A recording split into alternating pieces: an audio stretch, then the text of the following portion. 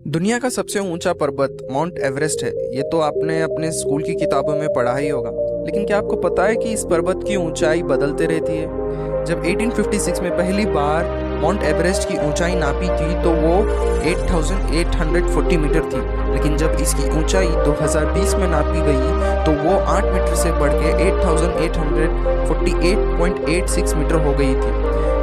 आप भी चौंक गए ना। एवरेस्ट पर्वत की ऊंचाई बदलने का कारण वही है जिससे ये पर्वत बना था, टेक्टोनिक प्लेट्स की वजह से। हमारी पृथ्वी के सतह पर कई टुकड़े होते हैं जिन्हें हमें टेक्टोनिक प्लेट्स कहते हैं।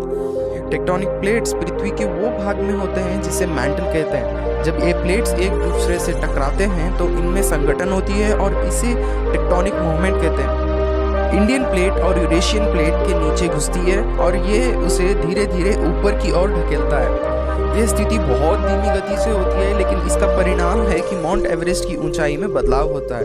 इसी तरह टेक्टोनिक मूवमेंट्स की वजह से पहाड़ों की ऊंचाई में बदलाव होता है। क्या आप दुनिया की इस जगह को जानते हैं जहां के रहने वाले सबसे करीबी लोग दुनिया में नहीं बल्कि स्पेस की इंटरनेशनल स्पेस स्टेशन में रहते हैं। ये एक आइलैंड है साउथ पैसिफिक ओशियन में जिसको पॉइंट नेमो के नाम से जाना जाता है। ये दुनिया की किसी और ज़मीन से इतना दूर है कि स्पेस में रहने वाले लोग अक्सर इससे नज़दीक होते हैं। पॉइंट नेमो से सबसे करीब वाली ज़मीन भी ईस्टर आइलैंड जो कि 2688 किलोमीटर दूर है, जो चाइल का हिस्सा है, जबकि इंटरनेशनल स्पेस स्टेशन यहाँ से सिर्फ 408 किलोमीटर दूर पड़ता है। ये आइलैंड इतना रिमोट होने की वजह से यहाँ कोई लोग तो रहते नहीं हैं, पर ज़्यादा तौर पर साइंटिस्ट अपनी रिसर्च के लिए कभी कभी यहाँ जाते रहते हैं। क्या आपने कभी ये सोचा है कि आप पानी में कूदें और डूबे ही ना और बस तैरते ही रहें? ये हकीकत बन सकता है अगर आप डेड सी में कूदें। इस जगह को डेड सी क्यों बुलाते हैं ये मैं कभी और किसी और वीडियो में बताऊंगा, लेकिन अभी के लिए इसमें कोई भी चीज़ डूबती क्यों नहीं है बस ये समझते हैं। ये जगह इजराइल, वेस्ट बैंक और जॉर्डन के बीच में एक पानी का बड़ा तालाब है। इस पानी में नमक की मात्रा नॉर्मल सागर से 10 गुना ज़्यादा है। देखिए, कोई भी चीज़ पानी में डूबना या तैरना हो ये उसकी डेंसिटी पे निर्भर करता है। डेंसिटी एक साइंटिफिक मेजरमेंट है, इसे फिर कभी समझाऊंगा। अभी के लिए इतना समझ लो, अगर कोई चीज़ की डेंसिटी पानी से ज़्यादा है तो वो डूब जाएगी, अगर कम हो तो वो तैरेगी। नॉर्मल पानी की डेंसिटी 1 ग्राम पर सेंटीमीटर क्यूब होती है, लेकिन डेड सी में नमक की मात्रा ज़्यादा होने से इसकी डेंसिटी 1 kg पर सेंटीमीटर क्यूब हो जाती है, जो कि बहुत ज़्यादा है। अगर दुनिया का सबसे ज़्यादा डेंसिटी वाला ऑब्जेक्ट ऑस्मियम भी ले लो तो उसकी डेंसिटी 22.6 ग्राम पर सेंटीमीटर क्यूब है, जो डेड सी के पानी को कंपेयर करें तो बहुत ही कम है। इसीलिए इस पानी में कोई भी चीज़ या आप खुद ही क्यों ना चले जाएं, आप डूबेंगे नहीं। इसको देख के आपको क्या लगता है?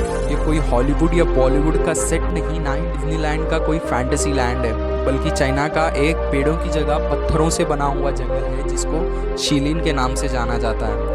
ये कुदरत का बहुत सारे अजूबों में से एक अजूबा है, ये आप कह सकते हैं। ये एक्चुअली बना कैसे, आप भी यही सोच रहे होंगे ना।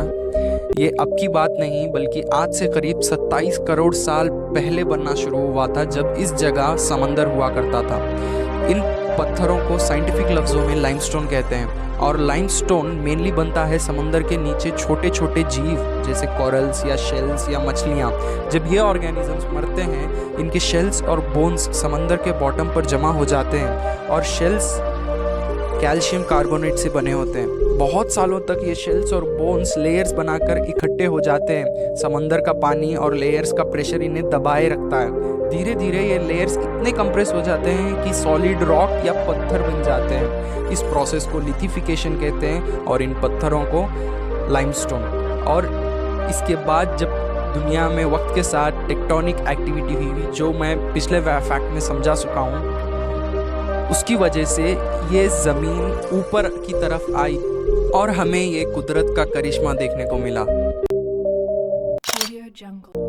चलो आपको नर्क के दरवाजे की सैर करा लाता हूँ। डरो मत, ये कोई रियल वाला नर्क का दरवाज़ा नहीं है, बल्कि तुर्कमेनिस्तान के देश के एक रेगिस्तान में बड़ा सा गड्ढा है जिसमें आग बरसों से जल रही है। ये करीब 1971 से आज तक जल ही रही है। आज तक 50 साल हो गए, ये रुकने का नाम नहीं ले रही। 1971 में जब यूएसएसआर के कुछ साइंटिस्टों ने यहाँ रिसर्च के लिए धरती के अंदर की चीज़ों को और अच्छी तरीके से जानने के लिए रिसर्च के कारण जब यहाँ पर खड्डा खोदने लगे तो उन्हें गलती से एक नेचुरल गैस का एक रिजर्वर मिल गया। जब वो फट गया तो वो एक बड़ा सा क्रेटर बना दिया, यानी एक बड़ा सा गड्ढा बना दिया, और इस गैस को रोकने के लिए साइंटिस्टों ने वहाँ पर आग लगा दी, ये सोचकर कि वो गैस जब 2 या 3 दिन में ख़त्म हो जाएगी तो आग बुझ जाएगी। पर वो गैस आज तक ख़त्म ही नहीं हुई और वो आग आज तक जल ही रही है। और ऐसा नहीं है कि बरसों से यहाँ पर किसी ने ये आग बुझाने की कोशिश ना की हो। आग बुझाने की कोशिश तो की गई, लेकिन जब भी वो आग बुझाने की कोशिश करते हैं वो गैस और उस आग को फीड करते चले जाती। तो ये नेचर का बहुत बड़ा करिश्मा है जो आप तुर्कमेनिस्तान के रेगिस्तान में देख सकते हैं। ये नज़ारा रात को बहुत ही खूबसूरत लगेगा। आप जब कभी भी आप तुर्कमेनिस्तान जाओ तो ये यहाँ पर ज़रूर जाना।